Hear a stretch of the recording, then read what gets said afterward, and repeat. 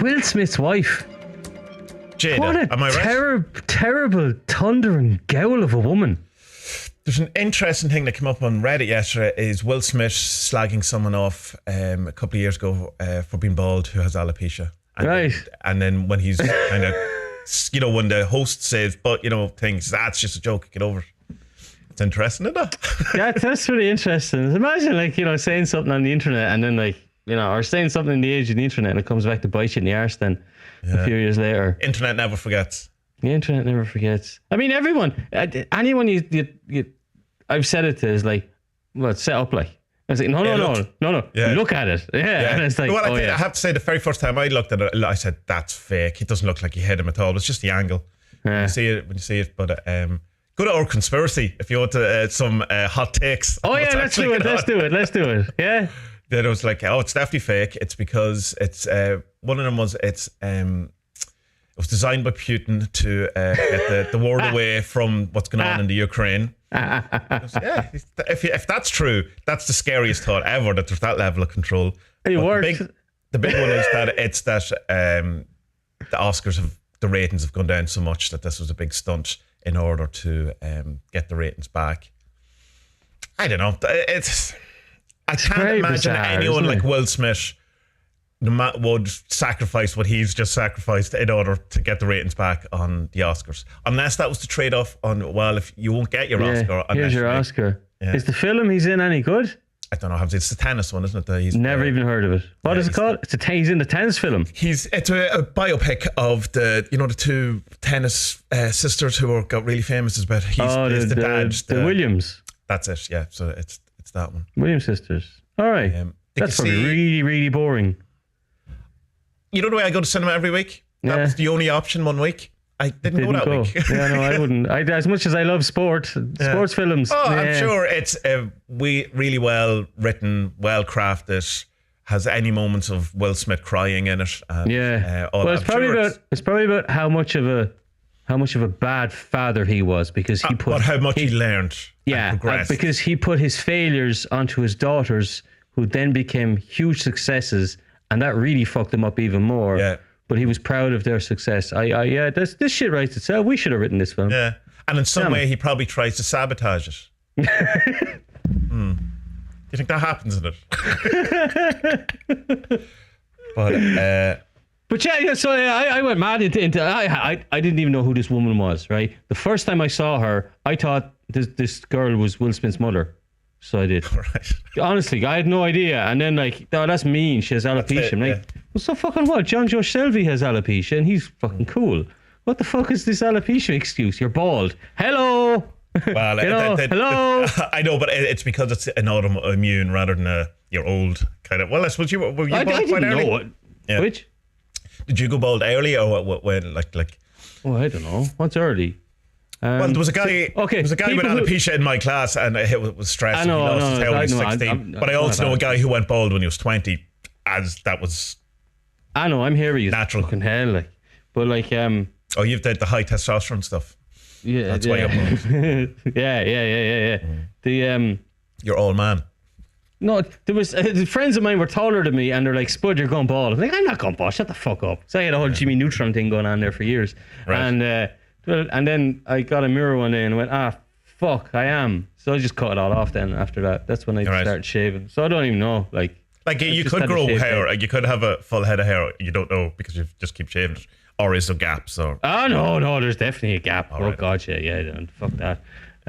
It look like Keith, what's his name, from The Prodigy, maybe. You know.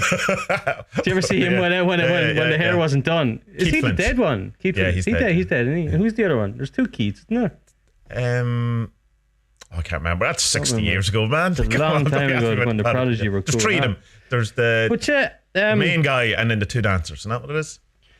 So anyway, what Chris Rock should have done was, when Will Smith was like, "Get your wife out your mouth. Get my wife out your mouth." It's like, okay, first of all, English, please, is a requirement if you're going to make a speech at the Oscars. Second of all, he should have just went, "I would, but she can't take me out of hers." But everyone would have laughed, and then could have done that, because she cheats on him so much with so many men that there are rappers who rap about her. It's like, no wonder he took offense to it, because like they're on shaky ground. He didn't take offense to it though. He laughs at it until. He laughs at it first, but she's like, what's that, resting bitch face? You see, someone was saying, I was kind of reading it. Jim Carrey is a great take on it today. I saw that. That's class. Jim Carrey's the man. Well, apart from the problematic bits of his what's new that? age spirit, Is there problematic stuff? Yeah, there is a bit. Oh, I didn't know that. Damn it. Yeah. He's a bit new agey, let's put it that way. Okay. Problematic in it, there's levels of problematic. Like he doesn't like, kill people or anything. One of these 5G start children. He's close to that. Yeah. He's within that area. Okay. Yeah. But yes, I like him. I mean, do I know anyone who isn't problematic? Okay, that's not to excuse the behaviour, people. I'm not saying it's fine. But they're saying that there was the TV interview where after she has slept with her son's friend, okay, which is, interesting in the first place.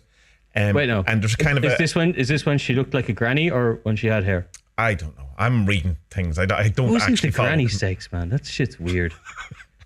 I've never seen granny sex. If that's coming up in your Pornhub search, that's based on previous search. Cookies. Yeah.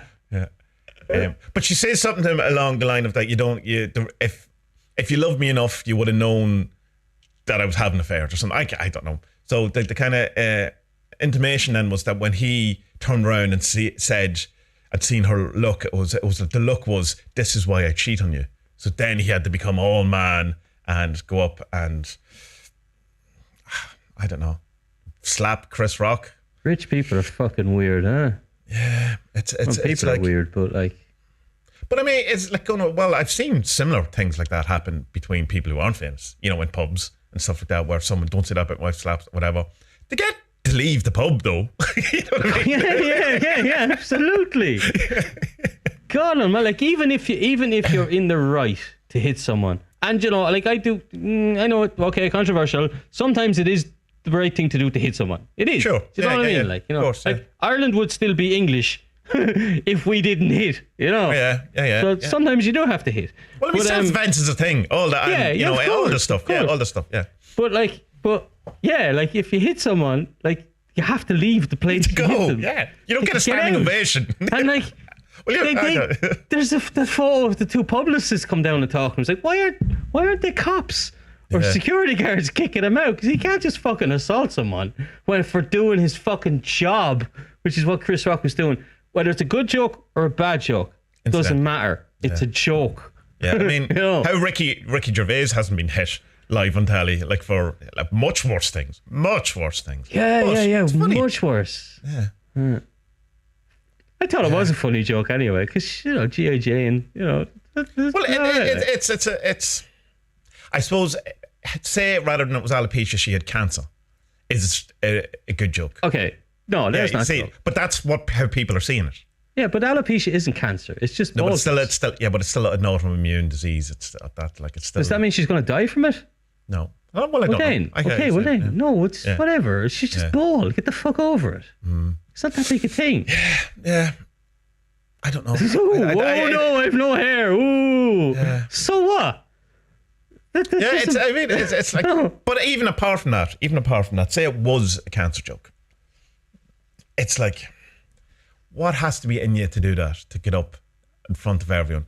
He obviously thought he was doing the right thing at the time rather than, I don't know. I can't put my head around. Oh, it's mad, isn't it? Yeah. It's interesting to see a lot of hot takes. Especially like when he laughed at her first, because you see him laughing at her. Yeah, you do. And then he looks at her and she's like, "Urgh." Yeah, but we've all had that look, Spud. We've all had that look. That's a look I've recognised. And other people that may have been I got that look at times. I didn't hit anyone over it though, in fairness. Have I? Nah. Maybe in past relationships, yeah. Oh yeah, past relationships. Can certainly not talk about my current relationship. No, because if it was her, she'd laugh at that. You know what I mean? Because she has a good separation from herself to be able to laugh at herself. I don't know. The world's mad. Why are we talking with? Well, I suppose I brought up talking with A-list celebrities. He's an A-list celebrity. I have no idea what she is. What films is she? She's in The Matrix, isn't she? Is she? Is she? What year? I think so. Maybe. Yeah. Which Matrix? Stuff. The shitty 2 and 3. I think. I'm not sure. I don't remember. I don't remember any black ladies in the Matrix. Oh, there definitely is black ladies. Oh, there's the Oracle. Is she the Oracle? She's not the Oracle. Stop. The Oracle's dead anyway. Not that old. The Oracle died of old age in the middle of filming The Matrix. Like so. I'm trying to think. Because I saw that recap thing. I know. There was the ship captain, the other ship, the decoy ship. I think so. Yeah. I think that's who it is. Yeah. I remember. Yeah. Okay. Anyway, so we've been talking with Black. That's been a good fun recently, hasn't it? Yeah, I was thinking this morning that the last time we did a podcast that was just me and you was previous to all of this. Just the two of us. Yeah. We can make it if we try. It's a bit lonely here, huh?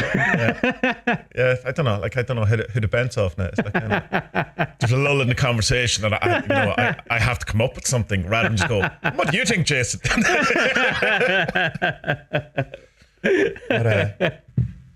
Yeah, so it's and then there was the break, of course, that you went and did your horse whispery stuff again. Yeah, which was good though. I think that kind of. If we had it on the Jason, the Gloria Estefan method, and straight into Duncan, I think there wouldn't have been a long enough gap to kind of process stuff. And Black would have been, lads, come on. I have other work to do. Yeah, I have other people in the flock, in the paddock. Yeah.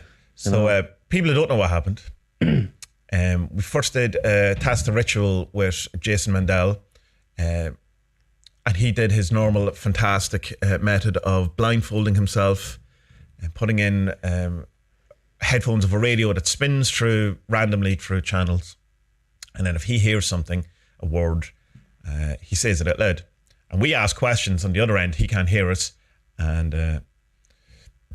it seems that you can contact entities through this because it's quite convincing. So we got the first guy we got talking to seems to be just taking the piss out of us a bit, but there's still some stuff in it that I think I'd like to know what it was. You know what I mean? But that's the nature of these things. If he is a trickster, then when he starts calling, saying 8-sided or 8-point park or 8-sided park, wasn't it? You could be searching for that and he's going, dickheads, oh, the 16-leaf tree. Yeah. When an apple becomes an orange. The 6th of April, I think, 6-4, wasn't it? 6 and 4 or 4 and 6? 4 and 6, it's the 6th of April is supposed to be when Putin's going to die. So, according to him, I hope so. God willing, But it's okay, though. They've said they're pulling out of Kyiv, and then of course, not that they're losing. Yesterday he says Russia have ruled out the nuclear strike, and I went, oh God, it's over. Oh no. It's over, it's happening. Here we go. God.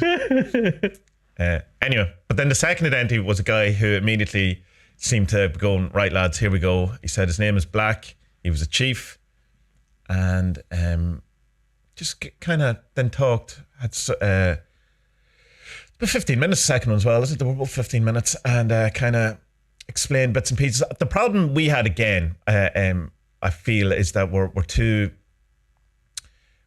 quick trying to get in on the next question, or but it's hard because which is why when we did the thing just ourselves yesterday, that I says I want to concentrate on doing the thing rather than doing a podcast, because when you're doing a podcast, you kind of have to do a podcast. Dead air. You don't want dead air, and you're more aware of people listening, whereas if with the kind of thing, if it came out that there was something worth doing, we could stick it up anyway. But and also I think, being what the nature of Black seems to have turned out to be, the kind of doing it at the beginning of a war where that's preoccupying us, and he's kind of going, well, I understand it's preoccupying you, it's not really preoccupying me or my greater kind of, which from that point of view, fine. If he is a secret chief, I can understand that it's not the first war he probably has come across. Jason's really, really good at it. I find. He like he's in that there's a personality that comes across between even in those two there was a different feel, even though it's Jason talking and doing exactly the same thing. There's something unique about the way even there's the patterns of speech or something like that. And he did slag us off. He called us idiots. The idiot room. Who am I to disagree? So then the next thing we did after it was 2 weeks, wasn't it? 2 weeks, and we came back with Duncan Barford from Occult Experiments in the Home. Jason, incidentally, is from A Lamp in the Underworld. That's his website. I'll put all these in the show description. And Duncan, back in the day, did some trance work during the Baptist Head era and contacted an entity known as Tempe. And then later, Ion, the part of the Magia stuff, and other stuff in between. But is Tempe a chief as well? Well, Tempe is Ion. That's the way it turned out. Tempe is obviously time, and Ion is on boundless time. So it's a facet of the same. Remind me though, I think, he was a representation of the White Brotherhood. Yeah, wasn't it to do with the lads were getting impatient about Coranzon coming and they wanted to speed it up? Am I getting that mixed up? It's a while since I read it, so I can't really. The only thing I can really remember is that there's a concern with also that concern with kind of modern trouble going on in the world or something as well. Yeah, there was stuff about oil prices, and there was a paedophile ring that Alan Chapman really wanted to know stuff about. Yeah. Well, that was big news, I suppose, in Chaos Magic, which is the thing that we were kind of doing as well with the Ukraine stuff. That if you look at this in 20 years, it won't be as relevant. Like we were saying, it's like looking at videos and podcasts or whatever from the beginning of the pandemic and how panicked everyone is, and you don't know what the future is. But looking back, it kind of seems a bit. We were worried about. Well, easy for you to say 2 years later, Mr. Kelly. Course, But Duncan came on and he did trance. He did some overbreeding and got into state, and we had a talk, and he gave us 6 things, 3 petals each from this turning rose, which later seems to be not later, but it kind of synced up with that. It looks a bit like the rose from the flower of life. But it's a symbol. Like I've seen it before. That kind of 6 rose petal, kind of geometric symbol. Geometry.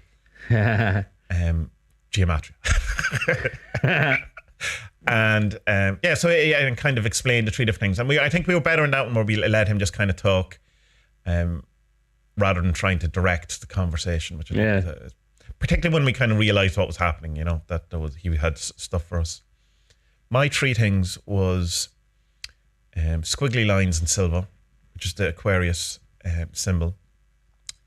A green arrow, which was there's some pain, penetration, and new life associated with that. And then an octahedron, which was also a prism, which was a reflective thing. There's more descriptions of that. Yours. Well, you tell yours. I got a black gate. It's 8-pointed gate as well, though. 8 came up in yours too, isn't it? Yeah, 8 rows across it, slats, and then there was a golden pyramid, and the golden pyramid, and something to do with a relationship with an older man that wasn't particularly going very well. And then the last thing was kind of like he said first, like a purple spider web, but that's something that looked a bit like the Chaos Magic. The Chaos Star. Yeah, the Chaos Star. Without the arrows at the end of it, yeah. So. See an anima. I mean, for me, I kind of picked up a meaning from that fairly quickly. Now, I don't know if I'm right. But like the first thing I would think of with a black gate would be something to do with the horses, obviously. You think of a gate, farm, horses, entrance, all that kind of stuff. But then I looked up what a black gate is supposed to mean in these kind of dream books and all that stuff. And so a black gate is that. No, it's not that. I was saying it to herself, and the first thing that she thought was that it's somewhere where you're barred from going, but it's actually not supposed to mean. It's supposed to mean the opposite of that. Is that there's a new opportunity coming. You're outside the gate and you're looking in, and you're going to go in. Just you're not going in yet, kind of thing, And then so the golden pyramid and the relationship with the not great relationship with the older man. So like after the 2 weeks of being down in the sticks with the father-in-law, by the end of it, I can't say the relationship was strained around, but there were little bits of hiccups during it. Whereas then it's just little things. It's like I'm a great believer in the work smarter, not harder. Okay. Yeah. And I like to work my whole day into 3 hours if I can, and then the rest of the day I have to go down and bang nails and hammers and whatever, clean up stuff in the yard or whatever, you know. Yeah. So my father-in-law is not like that at all. Like absolutely the opposite. He will make 2 hours work stretch into 5 if he can, because it means he's had a full day, you know. Yeah. So yeah, I was a bit annoyed by the end of the 2 weeks or stuff like that. So okay, maybe it's picked up on the Golden Pyramid. So on the top of the horse paddock is huge. It's 20 meters diameter. It's fucking massive. Okay. All right, it's huge. And what's that in old talk? 60 foot across. Yeah, and then it's massive. What's that anyway, in thumb and fingers? 78 thumb and fingers. 480. 418. 418. Weird. It's a circular thing, and on the top of it, to let the air kind of out, there's an extra kind of roof on it. So there's a hole. Okay. You get me? There's a hole at the top of the roof. But on top of that, it's covered, so the snow. I know exactly. Yeah, I know exactly. Like the smoke could come out if you had a fire. There you go. Yeah. And if you look at it from a distance, it kind of does look like a triangular. Capstone like a capstone triangular kind of thing. So I thought, okay, that's what that is. And then the purple chaos. So that's just Eris. That's just the madness of life. There's no control over it. Just embrace it, go with it. It is what it is, and there's no point in giving out about it. You may as well just live it.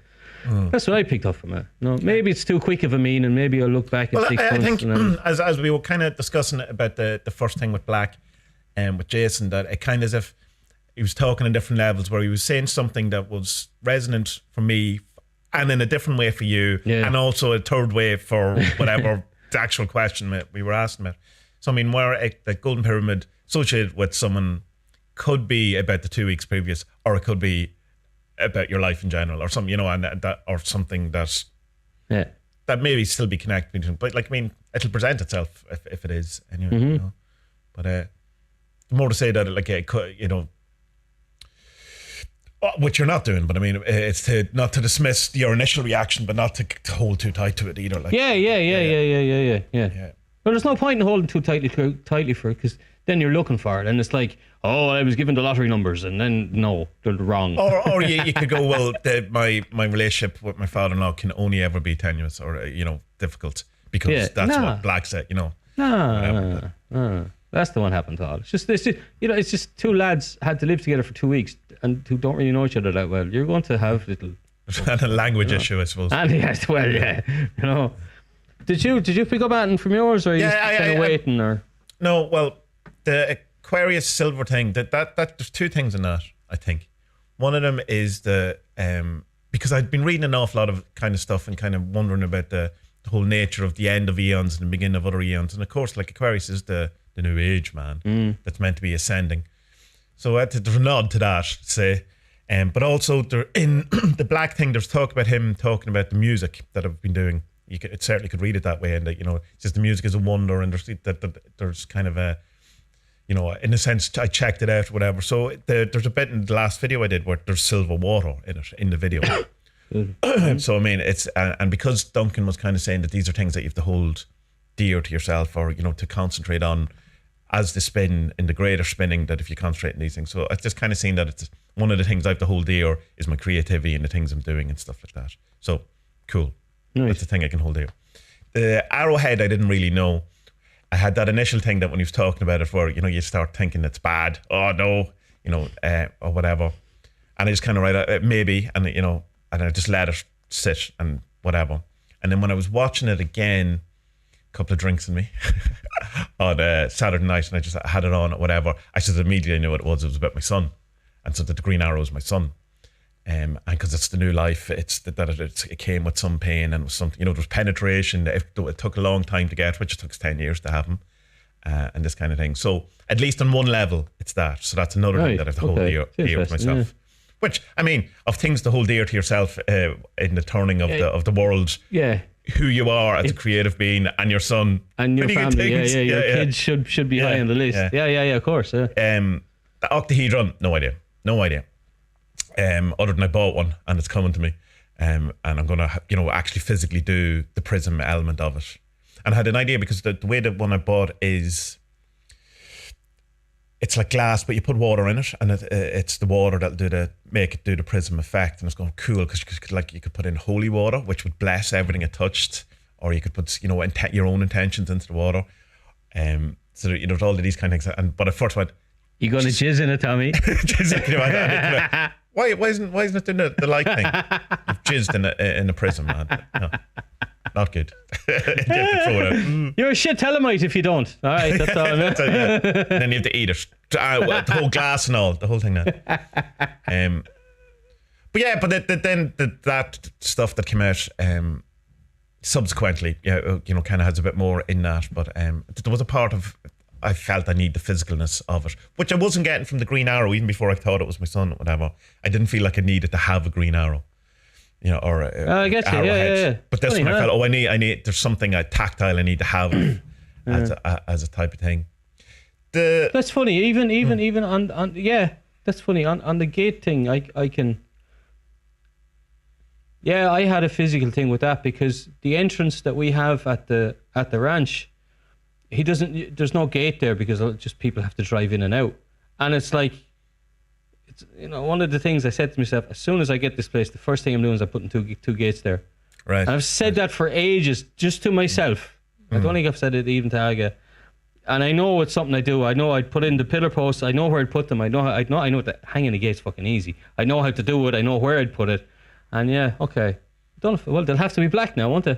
Well, it'd have to be one big gate. The thing wasn't two gates. It's like.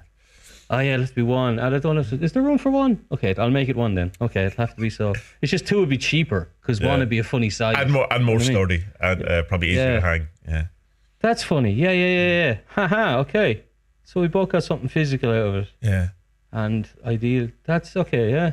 There's more. Yeah, you keep scratching it, the more you kind of find, isn't it? Yeah, there's a careful thing that we have because but you can't scratch too much. And you also, you have to be careful of what you allow to be a connection. There's something that's kind of vaguely, you go, ooh. Like there was a thing that we were talking about, well, it was me more than anything. And because he said a sigil was a ram or the Aries symbol, the exact same thing. And we have to tell the subsequent story to really explain that. Yeah. So he says 29 in one of the things, and then during the Duncan session, when we said, "Can we call him again?" He says, "Yeah, I'm here whenever you want, right?" But there's you can call me in the dawn because that's an appropriate time to call me because that's the type of energy I am. It's the dawn energy. It's the dawn energy. It's sunrise.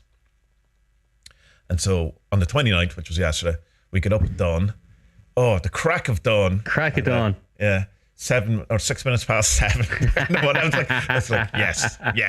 This is the type of dawn, occultic dawn that I want to be involved in. It's going to all be like 3 in the morning. I would have done it anyway, in fairness, but I was like quite delighted that it worked out. Yeah, it wasn't too early. It was like 5 past 8 for you. It was even better. Yeah, it was even better. One thing I did learn about that is that whole notion of it's the darkest before the dawn is utter bullshit. That's not true. It gradually gets lighter as it comes to the dawn. You have blue hour before dawn and you have blue hour at dusk as well, just before dusk. So it's cliches sometimes are just bullshit. I understand dawn is a process. People at home have just been funny. I'm tempted to be funny. Who am I to say I'm funny enough? Anyway. So we get up at the crack of dawn and we what did you do? What was your process? I did the Lesser Banishing Ritual of the Pentagram, did the Nox, the Night of Pan one, Kakadiamond. Got the names all wrong, but I still tried and did it anyway. Still tried to do it anyway. Because we were told, right, so after we jumped and we missed a bit. After the one with Duncan, there was a lot of kind of Western magical symbolism came out from Duncan during it. You can listen to it, obviously. And so thus, there was a lot of Thelemic kind of stuff as well, Of course there would be, because Thelem is so heavy on Western. It's a Western tradition, magical tradition. So, so we got talking to Marco. Marco was full of great ideas. Very kindly sat with us on Zoom for a while. Giving us time. I was essentially, here's a masterclass in half an hour. Here's a masterclass in telling it. Here's what you need to know. Yeah. So he's just had loads and loads of brilliant information for us and telling us what to look at, what not to look at, what this is, what that is, and all this kind of stuff. But absolutely brilliant stuff. Brilliant. Thank you, Marco. And where was it? Marco Visconti. Yeah, so sorry, and what we did then. Yeah, so and one of the things that he was saying was that do the Nox or do the Knight of Pan, because it's not a banishing in a sense. So this is the star ruby Star ruby. It's not a banishing in the sense, but it's kind of like the way I understood it. It's like putting a cherry on top of a cake. You know what I mean? Yeah. It's something nice and ritualistic that will make I think he kind of explained it in that rather than in the way the lesser banishing ritual of the pentagram or any banishing is done at the start, that the star ruby is something that you walk towards in your ritual. It's like the pinnacle. It's the thing that's rather than the banishing or whatever. Yeah. So that's what I did, and then I did pranayama stuff, which is the same as what Duncan had done, just kind of. No. I'm not eating that. No, the way I've shown to do it was you hold your third eye, you block a nostril, in and out through that. Sorry, in, hold, out, in, hold, out. I'll do that. Do it 5 times, one nostril, 5 times with the other. Then do another round of it, and then after that, then you don't hold. You just go in, out, in, out, in, out. So in for full 8 seconds or 10 seconds, then out again, and you just kind of flood your brain with lots of oxygen, and it gets you kind of a bit high kind of thing, you know. So yeah, so then me and you, we had questions kind of prepared that we wanted to ask Black. I didn't ask half of them, but that was fine. That's the nature of it, though. You know? So we called up as well. We had the protector, the gatekeeper, and the messenger, because we've been finding. Well, I have at least that bringing them into the sessions has been kind of. Has helped, I feel. So we had just normally in the other ones the protector and the messenger for protection and clear communication. But I thought the gatekeeper would be interesting as a way to open between the worlds or the veils or that kind of thing, which is in traditional kind of thing the Papa Legba, which is the kind of somewhat what the gatekeeper is associated with. That would be his function, would be to you'd call him Papa Legba at the beginning of a thing in order to be able to cross over to talk to whoever you want to talk to, and then on the way back you give him an offering. That's right. Yeah. So I thought it was interesting, and I think it's again with all these things, it's hard to quantify which bits are the out of one session you would need to do it over a period of time. Yeah, but I can't see them doing them any harm. Well, they're certainly not going to do any harm. Yeah, no. So it can only be good. Yeah. And all it involves is asking them to do it. It's not a thing. So Spud's in a trance. And we started asking questions about the just kind of I suppose trying to find a bit more clarity around it, whatever. So we're kind of asking him who he is and what his function was, he looked like, what is these kind of things, and he describes well you described him because you've seen it, so maybe we can rather than me describe what you described. Tommy asked, what did you? I think you asked what's the nature of what you do or something, wasn't it like that? And then I could see this. I could see this huge kind of round table, and so can you imagine that? Like, so it's a circle, so there's 360 degrees of it, okay? But at each 360th of a degree, that's a place where someone sits. And can you imagine, if you imagine yourself sitting at a circular table, kind of where you would put your hands. So where you would put your hands, there was these are 2 lines of a triangle that go straight up into the center. So you're essentially talking about a really thin cut pizza, like the slices are really thin all around. Yeah, really. Oh, I'm hungry too. Pizza. So it's like that, but also I got the impression of, because it's someone sitting at a degree, there's a kind of duality of it as well. And I got that, and then you were saying, well, that would explain that, like, these masters are supposed to have been people at one stage. Well, not even that. In the kind of theosophical literature, which, a lot of the secret chief and masters come from, Thelemic as well, which is, again, if you're talking to a secret chief, why it was important to talk to Marco from a Thelemic point of view, because that's part of that, that tradition. Yeah. but that it's not that they are in one sense. It's that Bodhisattva, whatever you pronounce it. I can never. Bodhisattva. That's it. My brain just never wants to put in a H or something in at the end of it. But we know where it's like, right, you've gone to the end of the thing and you can go on, or you can hang around and help others. Yeah. But it's the kind of sense that in order to do that, you have to have a human body. So you're incarnated in a human body, even though you're the perfected person or whatever is the correct word for that. So what I was saying, the dualistic nature of this, if you are a secret chief, then there is the thing that you are incarnated in a. So do you think that this black person thing is a person still now, or they're dead, but this just spirit? Well, they can live like the masters who were sending the letters to Blavatsky and all of these people actually had physical bodies, and there was a talk that they that they could meet, and Blavatsky actually met them. If all of this is to be believed, so she says, and that but there is an element to it as well that they're really not into the whole kind of supernatural thing, because this is a natural thing. It's not something spooky, and it's not channeling in the sense of Abraham Hicks. They're not taking over, and they're big into that because there was a lot of channeling stuff coming out at the time, and they wanted to distance themselves from that. It was like, no, what we're doing is better than that. It's lawful. It's a different thing. Okay.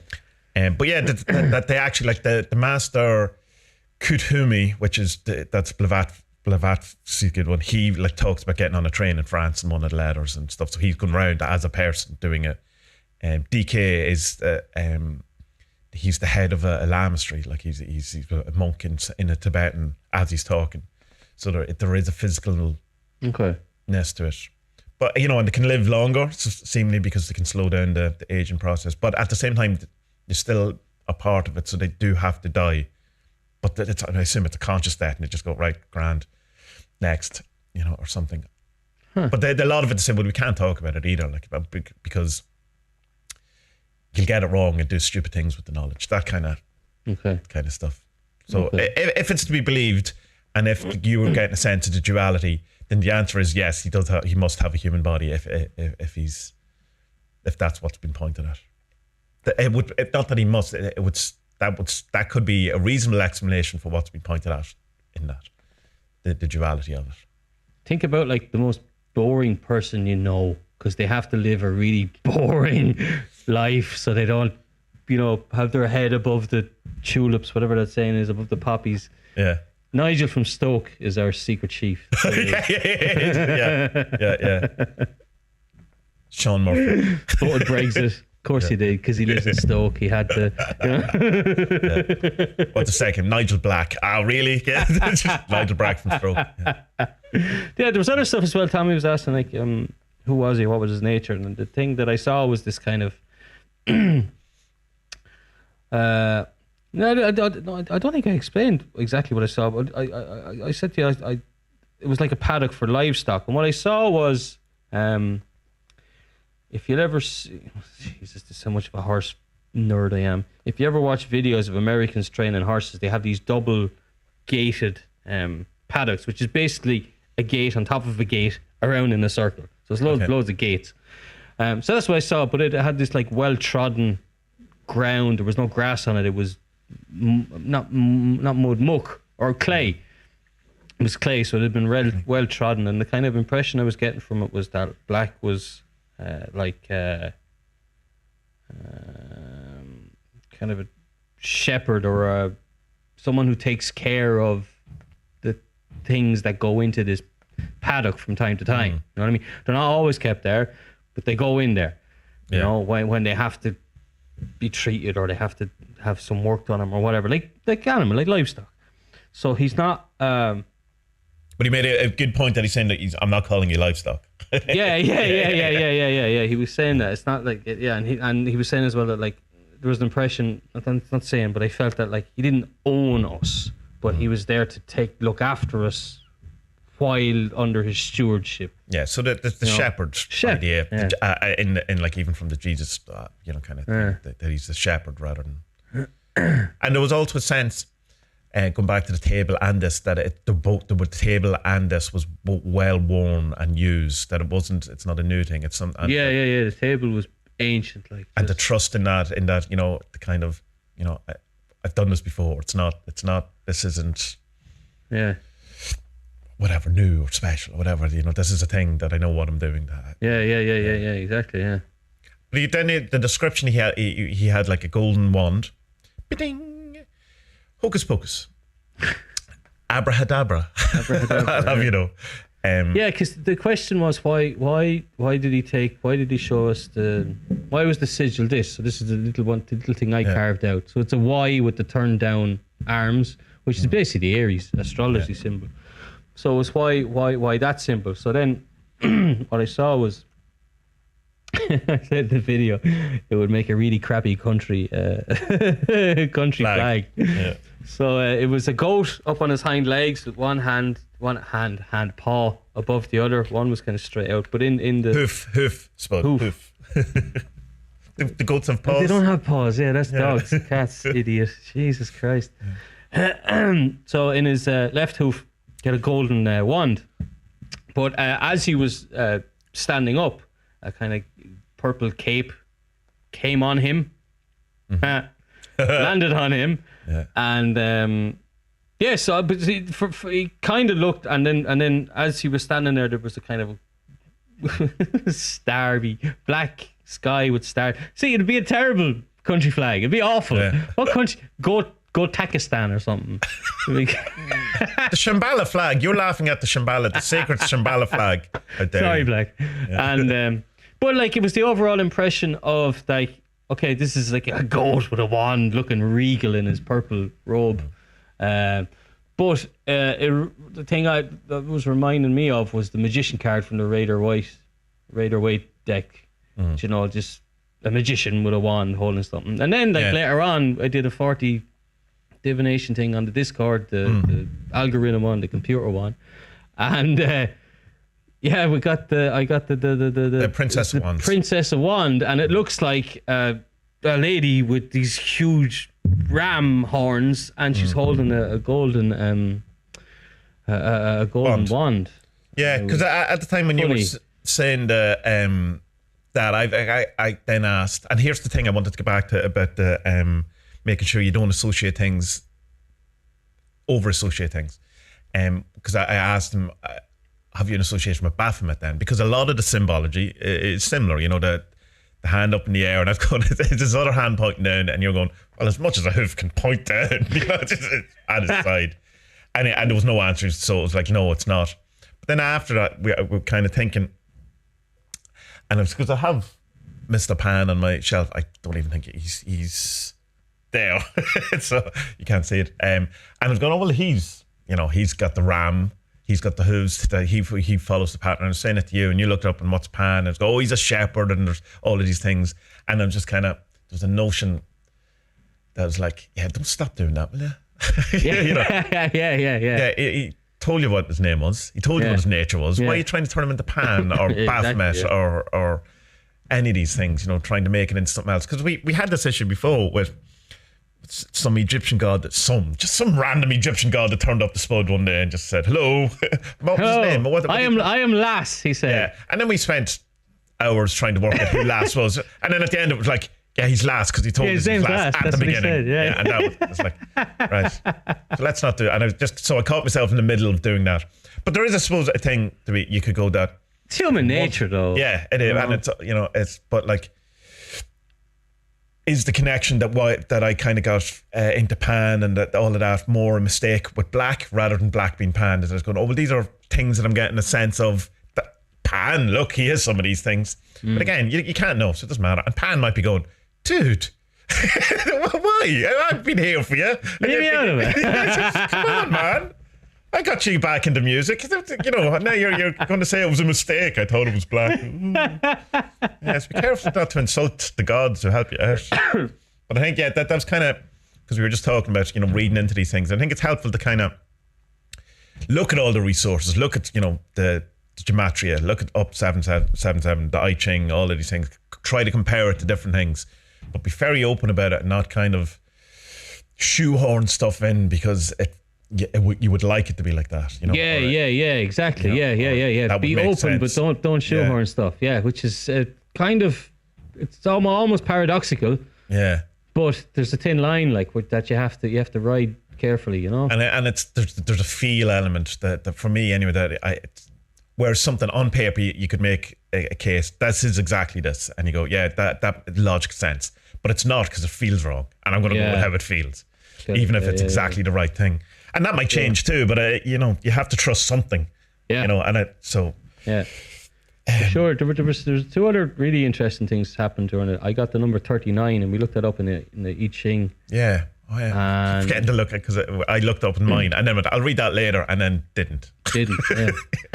And so the first initial meaning that we saw was that it means, well, it comes under two names depending on which translation you have. One is limping, and the other is obstacle. You know, and so. With the meaning of this obstacle, it just means that there's something in the way, but that's not to be, it's not to deter you from crossing it. It's just to say something's in the way, have a look at it, maybe take a moment, get its understanding, or understand it, get to know it, and find a way around it. Find a way above it, around it, under it, whatever you have to do. And it was what we were talking about at the time. The I Ching, the 39 one, that was exactly the same thing. It was like as if an answer to that. So it was fair. Like in that the feel of that is that he was definitely talking about that. 39 I Ching. Yeah. And then later on when Tommy did it, we both did a 40 servants reading for each other, and later on, what Tommy got for me was, I don't remember three of them now. What was it? What was the first one? There was the fixer. Something the saint, the saint, the depleted. The saint, right? Not what it was. Yeah, because we were talking about you don't like getting the depleted. Was it the depleted? No, you got the depleted. Yeah, so it's the saint. It's so stupid that we can't remember. Yeah, it's stupid. We can't remember. Doesn't matter. Anyway, the important one here is the saint. Anyway, because what Tommy read into it then was right. There's it's kind of like do what you're doing, but don't be afraid to turn for advice or to ask someone who's in the know, and basically, so I went and read my I Ching book that night, and there's a lot more about that in the deeper reading of the I Ching. Is that like there's the obstacle, and the way around, there's two ways around the obstacle. So the first is that you look for the great man, the guru, he'll help you. And if the answer isn't the guru, then what you do is you have to expand your horizons and look to your friends and even people who you might not know that well. Basically, it's just be open to answers being out there from other sources, you know? Yeah. And I thought that was mad interesting, really. And to bow to authority, Spud. Don't forget that bit. I'm not letting that slide. Yeah, that too. Yeah, that's down the road then. Yours was we couldn't make head nor tail out. I have been thinking about it. I'm pretty certain that is that having a chaos magic approach leads to despair. For me, currently. Yeah, for you then, it was the contemplator, the dancer, and the depleted. Yeah. And I was coming up with an idea but I was looking at it the wrong way. I was looking at it in a kind of a positive way. No, it was the desperate I got it. So it was the desperate, the contemplator. And the dancer. Hold on. It was definitely the contemplator and the dancer. Right. So that means the depleted might have come up. I can't remember. I think yours was the third one was the depleted. So remember you're saying it's about banging your head off the wall, and I'm agreeing, and I wouldn't say that's what the depleted is, so it has to be the desperate. I was like, I was thinking, right, so contemplating spirituality, dancing. So dancing in this is the kind of chaos magic approach of coming in and out and taking this bit on, that bit on, and just kind of flirting with the different parts of it. But it leads to banging your head against the wall kind of thing, you know. And I was like, yeah, well, but you'll get there in the end because I'm you kind of go, that's shitty advice. Yeah. But then Tommy put two and two together properly then and said, no, it's that the spirit, this chaos magic approach to spirituality is wrong because it just leads you to banging your head off the wall. So for me, I will point out. For you, not other chaos magic opinions or opinions. Chaos magic. I think we've all realized. But it leads to this point. That's all it leads to from. Yeah. It works in that way. It'll lead you to this, and then you have to, dedicate yourself to whichever path it is that you like the most or speaks to you the most, or whatever it is. But I thought it was very interesting. Very, very, very, very interesting. Oh, we did talk about asked him about the octahedron again. and you were saying that it's like the prism coming through, shining, but it's like it's the fire of Plato's cave or something like that. Yeah, it reminded me. I could see this kind of thing like the Dark Side of the Moon cover, Pink Floyd thing. There was light coming into it, and because it's, with the prism, it comes in and out as the 7 colors, the rainbow.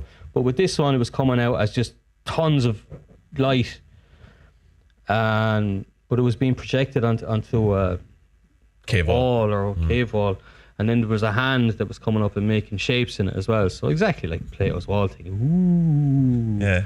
And so you could put that, you could kind of tie that together with the reading as well. It's that there's all these different ways of doing spirituality from a chaos magic point of view, and there's all these different ways of doing it. They all will eventually end or lead to union, oneness, God, all that kind of stuff. 418, the great work, it will lead to that. It's a bit fucking messy. It's very distracting because there's lots of woo shiny things. Woo. Yeah. Oh, this is getting tough. I'll jump to this. Yeah. But it's the same as this, like the Raja Yoga book from Sri Ramakrishna. No, sorry, not Ramakrishna. Vivekananda. Based on Ramakrishna's teaching, and it's that whether regarding the different types of yoga, whether you do bhakti yoga, which is devotional yoga to God, whether you do karma yoga, which is follow karma yoga, which is basically seeing that you're doing your life's work morally, following your true will, God's work, or also doing the whatever the other ones are, Raja yoga, whichever one it is that you dedicate yourself to, they all lead to God anyway. So just pick one, And it's the same with chaos magic. It's like, okay, all these things are great and shiny and all that stuff, but you gotta pick. You gotta. Well, even the ethos of chaos magic would agree with that anyway. In that it's do what works. So eventually you have to find what works and then do it and stop jumping because you found it. Yeah. That's the thing. So I think in that way, rather than it breaks chaos magic, chaos magic fulfills by finding the thing that's right, and you have to. It's like Sam from Quantum Leap. At some point, you have to stop jumping. You know what I mean? you have to pick a life, settle. Yeah. It's interesting too that the prison thing with the 7 colors, of course, is like in the Theosophy kind of adventures I'm having at the minute. That's huge. Like the 7 rays are part of the same. It's the emanation of the 7 rays, and where everyone falls on that. Okay. So that's cool. Yeah, it's like that's what I'm saying. That if hold tightly enough to these things that you can understand them, but not too tight that you make them into what they're not, and not so loose that you make them useless to you. Yeah. Plus, this is all kind of under the canopy of like Blackhead. Blackhead told us in the first one with Nuggan that we should be scryindators. So like. I cannot say aether without sounding like a hick Irish. Just no. Yeah. Aethers. I'm going out there. I'm into the field. I'm going to scry the aethers. Scry the aethers. And so this is a lot of the advice that I'm taking is like, okay, there's the saint, the guru, the helper, because we'll probably run into a block when we're doing this. So don't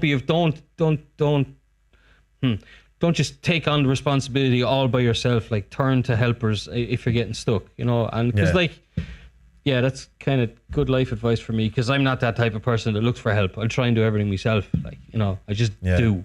It's interesting because I've been doing the daily readings, 40 servants, and I do it first thing in the morning. I don't always post it straight away, but I take the card reading, I take the photo, and then when my brain is able to type, I'll put it up. But the one from this morning is the witch, the protester, and the guru.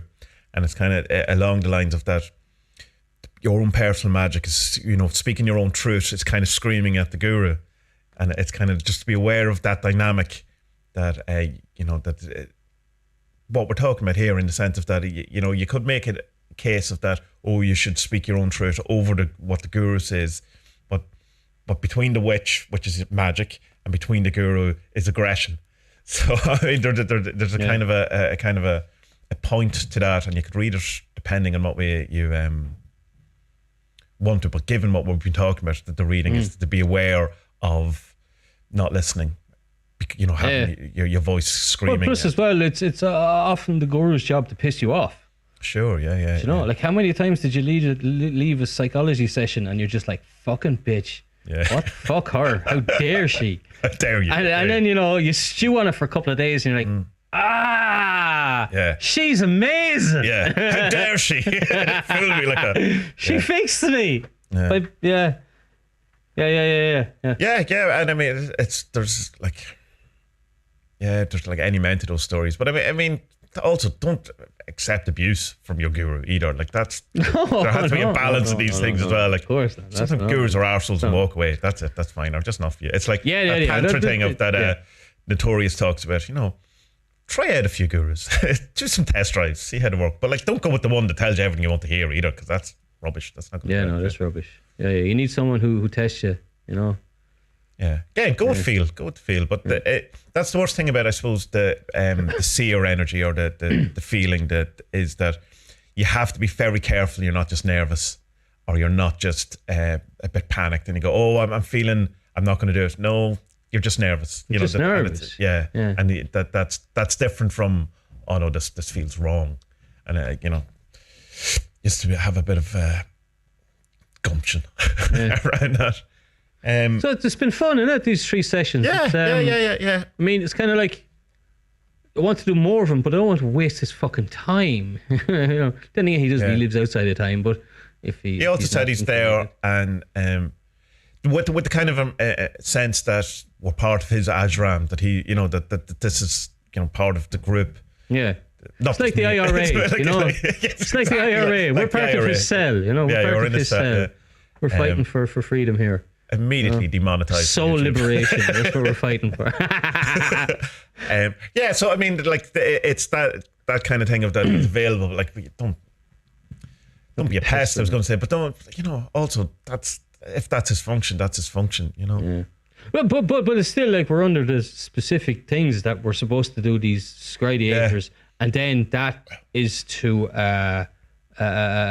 prepare us for the meeting with the baddie. Putting the hand into the teeth. Because I was thinking about that. That's from Duncan's one where he's talking about there's a monster who can't speak, can't see, but he has teeth. And when you put your hand in, which is very like the Norse stuff, isn't it? Is it which is the guy who puts his hand into the dragon in order to sort of can shackle him, and he fools him, but he loses his hand as it's the hero's journey. I have in my head Aries, but it's not Aries, obviously, because that's just in my head. But it's maybe some name beginning with A. But that is a thing of putting your hand in the beast or whatever. Yeah. But what Duncan was saying, that it was like that once you realise that there's no inside in it, that it becomes. And I was kind of thinking about that because I was having dreams and different things, and I was like, that isn't that a dream? That when you realise that by putting your hand, that something that doesn't have an inside is an entity within a dream. It has all the qualities of being alive, but if you look inside, it doesn't. I guess you. Yeah. And as soon as you put your hand in, you go, why was I scared? It's nothing here. It's just a dream. Yeah, I just made this up. Yeah.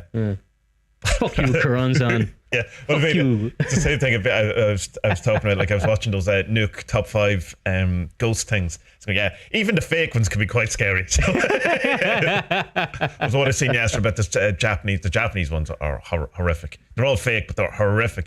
She's been around the house because they're done so well, and there's like this skinny white hands come out and grab her feet, and she looks up and there's this face, and it's like, oh my god. It's like they're so good at it. It's like horrifying. I'm not putting my hand on that. No chance. But I suppose that's the thing. If in a dream, if anything ever comes, you have a couple of things you can do now. You can send love, and that's one way of getting rid of them. You can get really angry with them, or just stick your hand in them. Have you been inside? Try and see your hands. I dreamed last night, Tommy. First time in ages, because we had asked them as well. The questions. Yeah, one of the questions was I've barely dreamt since Ukraine was invaded, and so I asked him, like, we asked his answer was, dude, you need to chill out. Yeah. I could see this cross section of it, like an anthill, and all the ants are doing their thing, and there's this one ant who's just like freaking out. Dude, calm down. All right. Yeah, so all that stuff is on the main podcast feed or YouTube feed. The last one with me and Spud is on the Patreon. Not in any sick or kind of cynical marketing scheme, just because the quality of it, we don't use a proper setup, and so the quality's not fantastic. So it's not good for general release, but it's on Patreon if you want it. Or DM or message us. Message us and we'll give you the link. Yeah. It's not behind the paywall for a reason. It's other than it's badly recorded. Yeah. I sound like I'm underwater for a lot of it. Even with a so bit of time. If anyone listening wants to listen to it, just get in touch with us. We'll give you the YouTube link for it, no problem. We do this documentary? Yeah, one more thing on that. I'd say that like when we are scrying them, we won't be broadcasting them because it's just Jesus, no one wants to listen to that many. It's 18, no. Is it 19? No, it's too many. It's 30, isn't it? It's 30. Oh, Jesus Christ! It'd take forever, and you'd be bored.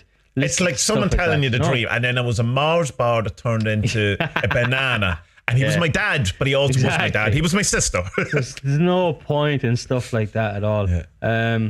But I'd say that if we do kind of run into roadblocks and stuff like that, then we'll have to take on Black's advice and to turn to other people and to gurus to help maybe if we get stuck somewhere like. So I don't know. Well, we could record them anyway and stick them somewhere. We're going to have to record them anyway for us. Yeah, for us we'll have to. Yeah. We'll see. There's something that hasn't fully slotted into place with me around scrying the thing that is making me. I feel there's something that I need to understand to be prepared to do it. Not fully prepared yet. Yeah. Even though it's probably not going to be as difficult as what we've made it out to be. I don't, but there's something. There's another something to drop. I remember I was telling you before, it took me ages to read Carl Jung's Aeon because it was there standing in the shadow. I was just, I'm not ready yet.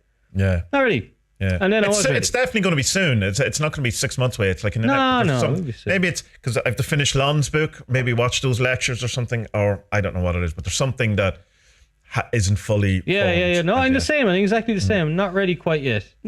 Probably next week or the week after. And a shout out to Jean who's been helping us about that stuff as well over on Discord. Then let's move on to this film. Film. FILM. This is it was a TV show that went on for a number of seasons called Extraordinary People back in the mid-noughties.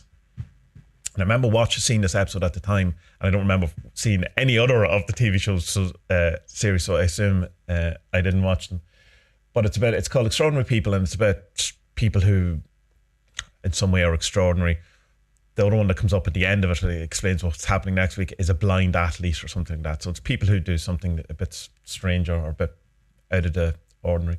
This is about a kid in Scotland who claims or believes that he lived before on an island north of Scotland. All the islands are pretty north, aren't they? Burra, is that what it is? Barra.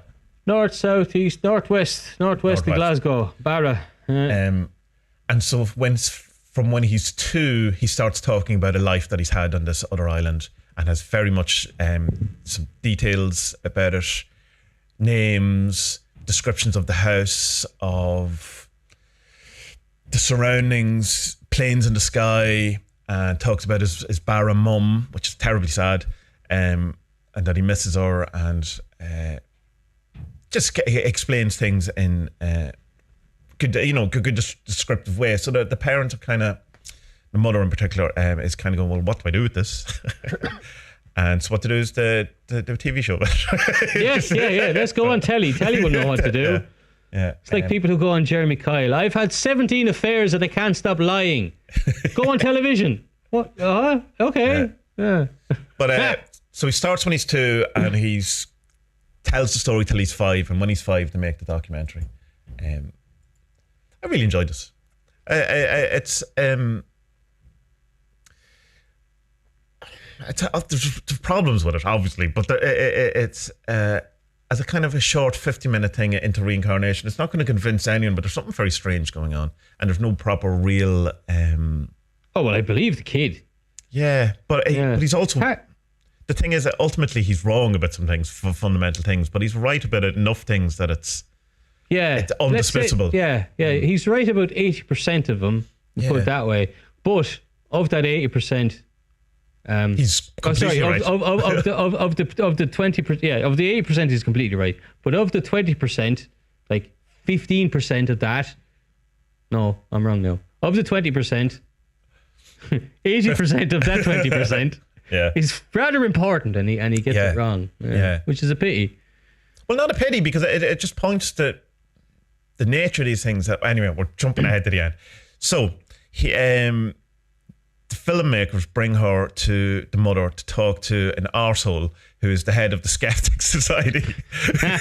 I tell you that, like, I'm not a fan. Well, I'm a fan of skepticism in its proper sense of, don't just believe everything you hear, but that kind of form of it. And it was very, very much prevalent at that time, that type of skepticism, which is like dismissive and condescending. It's overly dismissive. Yeah. It's too much. Do you know what I mean? It's she's trying to explain the case, and he's not going, do you not think it's possible that someone just told him? And she's going, no. I've seen it on telly. Well, I've never seen anything about Barrett on telly or about this thing. And goes, yeah, but maybe someone in the area tells these stories. She goes, well, I don't know anyone who tells these stories. And if that's the case, why doesn't my daughter know about them? Yeah. And he's going, yeah. Do you not think maybe... It's like, will you prove it, man? If you're saying, what, could he not have seen it on telly? Where's the television show? Where's the, just kind of... Coronation Street isn't set on a fucking Scottish island, you muppet. And I'm not disagreeing with his line in the sense line of question. It's the kind of implication or the condescension around it, where it's just going... Because obviously, it's more likely he watched this on telly than it is that he's reincarnated and can relate with this. Definitely more likely. But there's no... But then he kind of, at the end, he kind of acquiesces a bit, and he goes, maybe something strange is going on here. And it's kind of... But him as a person, I was just going, I don't like you. And I don't like the way you asked the questions that are, But I think she was good in that, and that she kind of... It's going, right, I'm not dismissing that, but what TV program? What person told me this? Yeah. Why doesn't my daughter know? Why is no one else aware of this? If you're going to make these accusations, where's your proof? Yeah. Man. Jim Tucker's in this. Jim Tucker's come up in something fairly recently we watched as well. I think it was about the it's the American dude, isn't it? The Netflix one about near death or after death experiences. That's 6-part thing. Yeah. I mean, he's 20 years older in the new one, obviously, because this is ages ago. This one, isn't this? Is from the early 2000s. 2005, 2006, I think. Something. So it's nearly 20 years ago, and when I was watching this on the telly last night, Aga said, "I've watched this. This is what I was telling you about years ago," and I don't know if I've said to her this morning, I think I did watch it, or else I have a false memory that I've watched it because she's told me about it so much. I think I may have spoken about this to you before, this documentary. Probably as well, yeah. So many people have told me about this. It feels like I've watched it, No, I liked it, and it was. I liked a past life on an island. I feel like I watched it. Exactly that Aggie this morning. I've watched it in a past life. That's what it was. That was good. It's I like the chap. He's I don't think it's not that he's convincing. It's just that I fucking believe him. He's too many things that are right. What's really cool is that they bring him to the island and he's mad excited. He's like a child before Christmas. It's like he's going home. You know what I mean? And you can see it's all written all over his face. He's so excited to go there. And even when he gets there, he's still excited because, adults would get nervous. So they would, because they're excited. And then they're going to the thing and they're like, uh-oh, I was only nervous about it. I wasn't really thinking about it. Shit, now I'm here. Where he's like jumping on beds in this hotel and he's having a great time. Until they don't tell him where they're going one day. Sorry, they come to the island. You're just skip because it's important in that when they get to the island, they talk to a local expert, historian, museum. I can't remember what the name. It's Fitzgerald. Shane Robinson was the name they were looking for. Yeah, and there's no Robinsons on this island. End of story. No, he didn't say that. He said there's no Robinsons that live on the coast. That was it. There's Robinsons, but none of them live on the coast. And Cameron was the boy's name. He was adamant that they lived on the coast, in a house on the beach, right beside the beach. And so everyone goes, oh, well, glad we came. Nothing came up. We don't go home. Quick phone call, emergency phone call in the morning. actually. Yeah. So it turns out the records he had were for only people who were native to the island. Who were from Barra. Not to any blow-ins. No, foreigners coming from the mainland on the weekends, like. Yeah. So in the 60s and early 70s, there was Swiss Family Robinson. Swiss Family Robinson, yeah. They had a black and white sheepdog, just like Cameron had. Exactly like on him. the coast. So anyway, back to the kids. Yeah, so they find this house, and so Jim, the past life expert from Kentucky, is that which from? Okay. He has proper doctrine on it. He's a proper doctrine on medical doctor. Yeah. And he's come up on a good. Jim Tucky, you'll know his face. Yeah. Because he's done loads of these types of documentaries. But anyway, so they get into this taxi bus, and they don't tell Cameron where they're going, and he's not excited. And then they get to the house, and it's like, shit, this is my old house, and he's freaked. Like, he's almost sad, or retreats into himself. He's sad. He's not. How to say it? He's overwhelmed in a kind of a he's kind of walking. He's kind of walking everywhere with caution, kind of thing. It's like it's almost like it's too real for him now, and he's walking around the old house, and he remembers where stuff is and what rooms are and stuff like that. And it's bizarre to watch it, like, you know, but it's like you're totally convinced by it that he's been there before and he knows the gate that he talks about, looking out the kitchen window that you can see the beach where his family would have played. Yeah.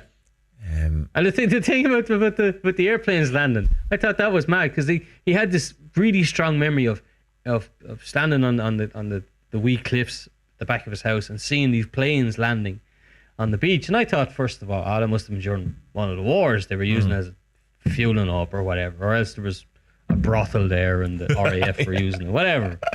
Yeah. But then they get on, when the family are leaving Glasgow to go to Barra, they get on this British Airways little airplane, like the ones they're tiny. They go from Ireland to Wales, these tiny little airplanes, and they go to the Aran Islands.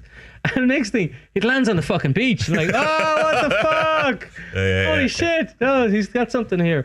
And and then less than halfway through, it flips to this American story, which has nothing to do with it at all. No.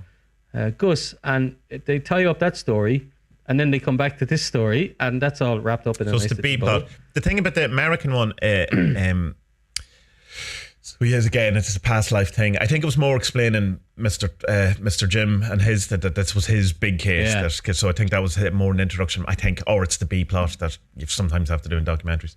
But there's a couple of things in that one that I know what my own experience with my own son and things he says that you could very much read into things. Like I remember someone telling me years ago that it was a big thing about their kid, that they said, the daughter said to the mother, remember when you were in my belly and I was your mammy? And it was like, oh, this. Yeah. My son says shit like that all the time. But I know it's like, do you remember when I used to live in your mammy's house when you were young? And it's like, it's just a thing to kind of do, you know, that you could very much.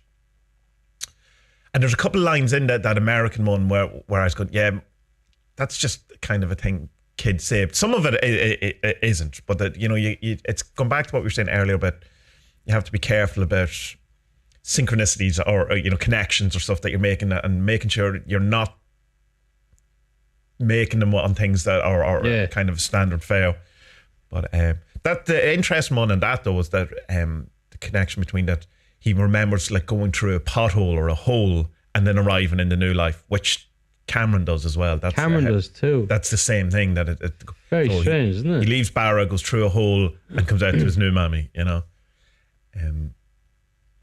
there's some very, very sad bits in this. In that the thing where he has a kind of a bit of a breakdown one day because he misses his Barra mammy. His like, what do you do with that? You know, it's still his mammy. Like, and if he has those strong memories. And then when he gets to the house, the mother asks him that one thing she does let on before she should have. She says, "Is this your house?" Whereas he wasn't. He should have let him. Explain it. So, but that could be an editing thing. But that was kind of going. There's a bit of leading in that. And then she also says, "Were you expecting your Barra mum to be here?" And he says, "Yeah." Again leading, but it's, you know, what do you do with that? And then when they find a family member, and it was very interesting like that, her number's in the phone book, so you can do whatever you want with that. Yeah, it's public knowledge. I didn't, hey look, I didn't give it to you. Yeah. That's just publicly there. And he gets worried or emotional, I suppose is the thing, and he gets a bit scared and apprehensive that he might be meeting his sister. It turns out it isn't, or who knows. This is when it gets a bit strange, because he has a strong memory, and one of the big memories he talks about is his father being killed in a car accident, gets knocked down. And when he gets talking to the sister, or this woman who was one of the Robinsons who lived, I think after. Could you imagine being the researcher for this program? It's like, hello, are you Mrs. Robinson? I am, yeah. Look, this is weird, but look, I'm making a TV show. There's some money in it for you. Oh, okay, I'm listening. Yeah. Right, this kid thinks he might be somehow related to, and he's reincarnated. Be your sister or your brother. She just, you know, at the end. And then she goes, "How much? How much money?" They do them over here now at the end of the radio ads for medical stuff. They speed up the thing by 4 times, like in the American ad. So it's just this researcher from Channel 4 going, reincarnated. How much? £1,000. Sign me up. Grand, yeah. What do I have to just show them some photo albums? Grand, £1,000. Grand. She's actually all right, but she's, you know, they obviously didn't spend much time though, because it's a very quick kind of thing. But she talks about that the older people, it gets a bit sketchy around the things as well, but what family was she from? Because she doesn't talk about the parents who we were kind of presented as would be her parents. Yeah, I think as she if was they were her cousin, parents. wasn't it? She was a cousin. Yeah. And she's they definitely had a black and white sheepdog, exactly as you described. The house is exactly as you described. The gate is exactly described. The beach is exactly described. The area is exactly how he described. All of it's exactly how he described. Other than there's no part of the family history that anyone knows, or any records of this Shane Robinson being in a car crash.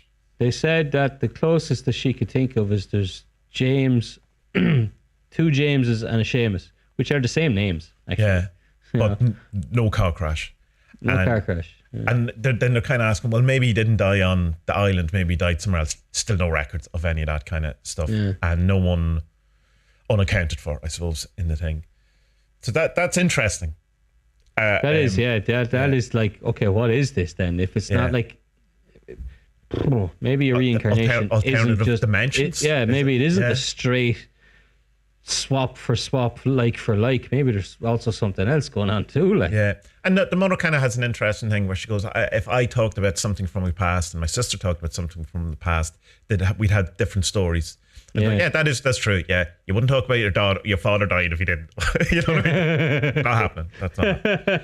Of course. Yeah. But I started thinking interdimensionally, because I believe him, and there's too much of it not to be true, but it's also not true. You know. Exactly, man. Yeah. Exactly. Yeah. That's the thing. Really interestingly, is after he comes back from Barra and all of this, his thing, he stops talking about it, and it's no more relevant to him, and it all just leaves his thing. That was exactly like the Netflix film we watched. It was a 4 or 5 part thing after death. That it? I think so. One of the episodes was about past lives, and I remember there was this one kid who was obsessed with fighter pilots in America. Do you remember this one? I vaguely, but don't ask me any details. So the story goes is that he, just like Gus, the American guy in the American kid in this one, he was also the reincarnation of his granddad. His granddad, yeah. And his granddad had been a fighter pilot, and had plane was either shot down or sank. Basically, he died somewhere in the Pacific, right? And the kid knew where it was. He knew just far too many details about his granddad that he just shouldn't have fucking shouldn't have known, and knew all this stuff. And it was building up to this. And eventually, like, his father, they get to wherever it is in Asia, they get a little boat out to where it is. They have a little ceremony for him, throw in some flowers. Kid's bawling. He's in bits, like, this is hugely traumatic for him. Same thing. That's the end of the story. Yeah, that's it. Yeah. After that, it's not mentioned again because it's the closure of it. It's over. It's done. Bizarre, isn't it? Yeah, and like from the mother's point of view, and she's kind of going, well, what do I do? What actually do I want to happen here? Do I want it to be true? Do I want it not to be true? I'm not really sure, because if it's not true, then what was all that about and what was he doing? If it is true, that's horrifying too, because like what does he want? Still want his other mammy? It's like, so I think the ending of it, him being happy enough, was the perfect ending. That's it. Now you can get on with your. I was trying to look up and see if there's anything since. I get it too. Yeah, I couldn't find anything at all. No. Good, good for him. I'm sure he would not like. Imagine. He's 20. Some TV show about you when you were 5. He's 5. He's 20 years ago, so he's 25 now. He's 27 now. No, he doesn't need that shit. And I'm sure he got loads of it at school and all that. Yeah, so I'm glad they made the documentary, but I'm glad I'm not him. I didn't grow up like that. Yeah. So it's on YouTube. It's easy to find. You don't have to pay for it. Yeah, absolutely. Worth to watch. I'm going to give it 8 Peter Kingsleys. The music is shockingly bad. It's BBC mid-noughties. It's Channel 5, man. Is it Channel 5? Is it? All right. Yeah. That's worse. Well, that's pretty good for Channel 5, actually. Then. I very strange electronic music from like a bad 80s Atari game or something. It's very strange music. I think it was trying to be contemporary. I think someone's going, we'll have a contemporary soundtrack to this. No, don't. Yeah. No. And the copy on YouTube, sadly, it's a bit shit, but it's a bit shite. It's free. But the story's good, so you know. Yeah, I'd give it 8 as well. Yeah, no problem. 8 Peter Kingsleys is very good. It's even though it's resolved, it leaves open questions that I don't know. I'm convinced that what Cameron said is true, even though it's not, and I'm okay with that, because it's. I think it because as your mother says or whatever says, it could be stranger than we think it is, and who we to know, kind of. Yeah. I don't see it, but at the same time, I'm not convinced in reincarnation either. It's like UFOs say. It's like there's something, but I'm not sure what it is. Yeah, Yeah, I like that too. I want to believe in reincarnation because I wouldn't mind coming back because this is fun. Do you know what I mean? It's grand. Okay, I get depressed and down and worried and hungry and all that kind of stuff. Yeah. But it's better than being dead. Well, we don't know. Maybe it isn't. Sure, we'll find out soon enough. Yeah, but I think that the amount of skeptic that was saying that's the reason why people want to believe in reincarnation. I think that's a kind of a. No, I don't. It's a poor rebuttal to reincarnation. I don't think everyone feels like that. My idea of reincarnation is that you don't come back as. Well, you're not coming back as Spud ever. Yeah, exactly. You're like, there's this thing above, over that you're part of, and then a part of that comes in and out of lifetimes, but not there's never going to be me again or you again or any of that. In Theosophy, it's called the constant atom or the eternal atom, and you have 3. One of them is a physical one, and so that atom is the thing that connects your body in between lives. There's one atom of you. I don't know if that's figuratively or whether there's literally an atom of you that stays in it. But yeah, but the nature of the world, I suppose, as the Buddha says, is impermanent. So Spud is definitely impermanent. Tommy is definitely impermanent. Everyone you know and love is going to die, no matter what. Horrifying, very horrifying. So even in a reincarnation, let's say it's true, all our other lives we've known, this is the reincarnation. We have doing it. So, and we've unless you're Cameron and a couple of other people. So I don't think to explain it away as you just want to live forever. I think in a reincarnation model, it already in it. Yeah, you don't anyway. You're not. No, that's his misunderstanding of reincarnation. Because as far as I know, in any of the religions that do have it, that's not how it works. No. So. And you could come back as a fish or something. The Hare Krishna is, if you eat meat, you'll come back as an animal. Even once, Yeah. Well, unless you chant a million times. Yeah. Greed, come back as a pig. All these things. I think, kind of reading into the Raja Yoga thing, the one of the big things is the Nama Niyama, don't kill. But it's doesn't say don't eat meat. It just says don't kill. So don't kill your food, but you can eat what. And the way I kind of see it is like maybe you're just allowed to eat what you're given, rather than preparing meat. Maybe, I don't know. In the Alice Bailey stuff, to make a big thing about that vegetarianism is not something that you have to do to be a spiritual person, even though all of the masters are. That's kind of the way it's kind of put. Right. That it's that it's not a rule, it's not a stipulation. And for some times and for some forms of your life or people's lives or races or particular epochs or whatever, it's totally appropriate.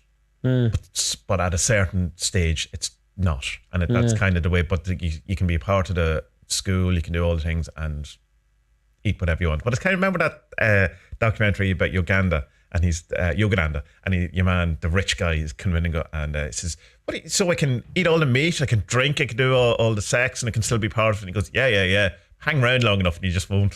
Yeah. So funny, it's interesting, isn't it? But it's like the I shared on Discord last week a talk. It's not between Ramdas and even though that's what it's fucking looks like. I haven't watched it yet. But Ramdas and Alan Watts are talking about their two things they took from the Bhagavad Gita.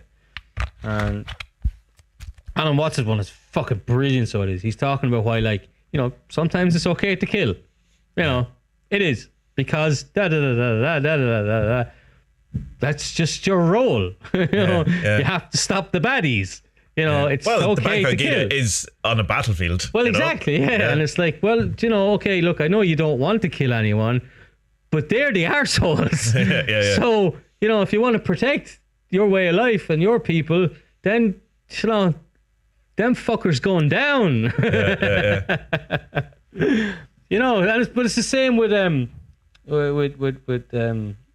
was watching something else about Raja Yoga, and we were talking about like killing and food and stuff like that, and it's like, look, everything has life. Everything has life. So like your lettuce, your salad, your tomatoes, it was alive. You know, it was alive, and that life is just as valuable in the grand scheme of things as the cow, as you. Yeah. So, and like come back to theosophy things is there's a huge karmic debt that humanity has to pay to the vegetable kingdom, the mineral kingdom, and the animal kingdom, and you know it's. Yeah. Oh, that was the other thing you brought up, karma there. It's that, like, yeah. That's it. You can you can kill as long as it's done without anxiety, without fear and desire. But you or the animal? That's a hard one. Yeah. But he was saying that, like, and this is how you live without bringing any karma onto your life, is that you do things that are not from the sphere of desire and fear. So if you do things as your true will, then you're not taking on any extra baggage, which is okay. I'm gonna try that for a while and see how it goes. It'll be difficult, but let's see. You know. Yeah, I think, I mean, time, place, circumstance. You know, you have to go from there, not from, you know, where you are now, you know, or whatever. Like, and I think it's within the moment. That decision within the moment, rather than trying to have a rule for your life, is the thing. Yeah.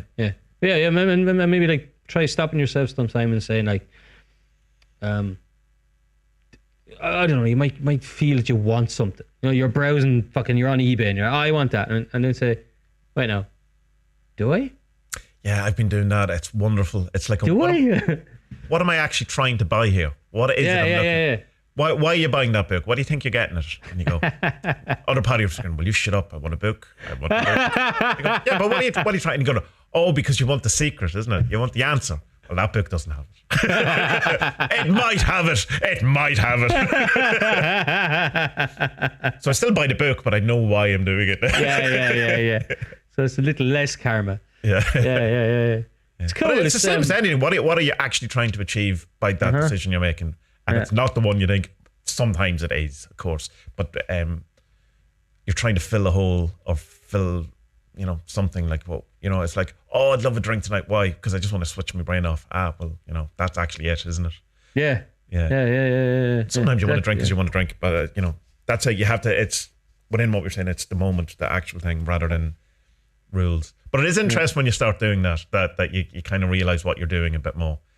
And sometimes it's funny, sometimes it's like, oh, will you just shut up and let me live? Shut the fuck up. God, if I want to watch midget porn, let me. Yeah, well, come on, everyone else is doing it. Midget granny porn.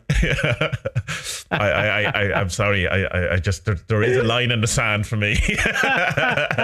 Midget porn, okay, fine, that's fine. I mean, are they old little people, or are the little people having sex with old people? I don't know. I don't know. That's something I don't need to contemplate. I want to know. Straight on the Pornhub. That's exactly what I'm going to look up now. Bye. Bye. Type.